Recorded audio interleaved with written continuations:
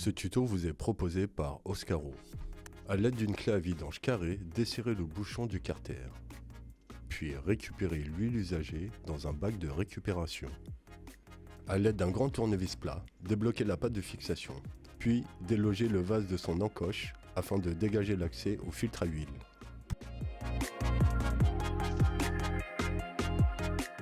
A l'aide d'un grand cliquet, de rallonge et d'une cloche à filtre à huile, desserrez le filtre, puis terminez le dévissage à la main.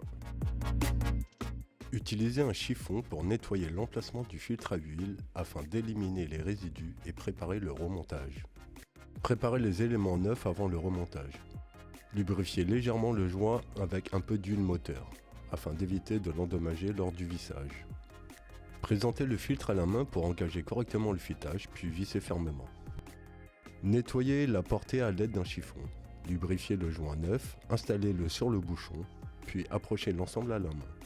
Finalisez à la clé carrée, juste assez pour écraser le joint et faire contact sans forcer. Nettoyez une dernière fois la zone avec un dégraissant et séchez avec un chiffon. Replacez le vase d'expansion dans son logement. Enclenchez la pâte de fixation pour verrouiller la position, puis rebranchez la durite. Retirez le bouchon de remplissage muni de sa jauge. Placez un entonnoir, puis versez environ 4 litres d'huile neuve. Le bloc 1,5 litre DCI demande 4,5 litres au total. Gardez une marge pour ajuster le niveau par la suite. Refermez le bouchon, démarrez le moteur pour remplir le nouveau filtre. Coupez le contact et contrôlez le niveau.